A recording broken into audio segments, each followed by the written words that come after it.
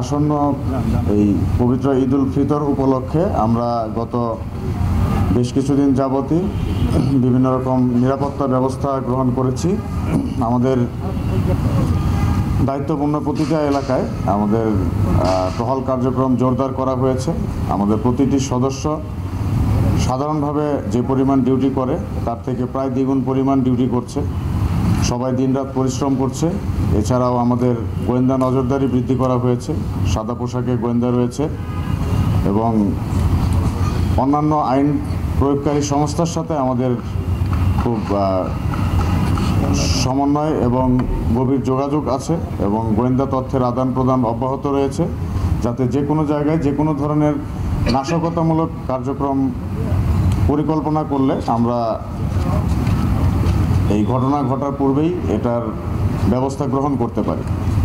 তারপরেও দু একটা ঘটনা বিচ্ছিন্নভাবে দু এক জায়গায় ঘটে যেতে পারে। সেই ক্ষেত্রে আমি সবাইকে বলবো, সাধারণ জনগণকে অনুরোধ করব যে অতি দ্রুততার সাথে আমাদেরকে এই তথ্যগুলো দেওয়ার জন্য, যাতে আমরা দ্রুততম সময়ে অ্যাকশন নিতে পারি। এবং গত কয়েকদিনে আপনারা হয়তো খেয়াল করেছেন যে বিভিন্ন বাস টার্মিনাল, রেল স্টেশন এবং অধিক জনবহুল এলাকাসমূহে আমাদের টহলসমূহ এবং নজরদারি, এছাড়া বিভিন্ন স্থানে চেকপোস্ট স্থাপন করে আমাদের লোকজন নিরাপত্তা চেক করছে। এই বিষয়গুলো কয়েকদিন যাবতই চলমান আছে।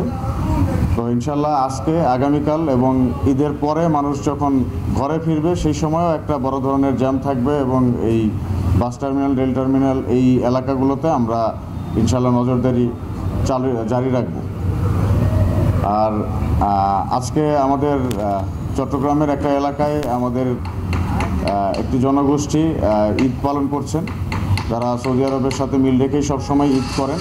আমাদের টহল দল সেখানে সকাল থেকেই উপস্থিত আছে এবং আজকে আগামীকাল ইনশাল্লাহ ঈদের জামাত চলাকালীন সময়গুলোতে আমাদের টহল দল সবগুলো এলাকাতেই টহল পরিচালনা করবে, মোবাইল থাকবে এবং যে কোনো এলাকায় কোনো সমস্যা হলে আমি অনুরোধ করব অতি দ্রুততার সাথে আমাদের হেল্পলাইনের যে নম্বর দেওয়া আছে সেই নম্বরগুলোতে আপনারা ফোন করে আমাদেরকে জানাবেন, যাতে খুব দ্রুত আমরা অ্যাকশন নিতে পারি।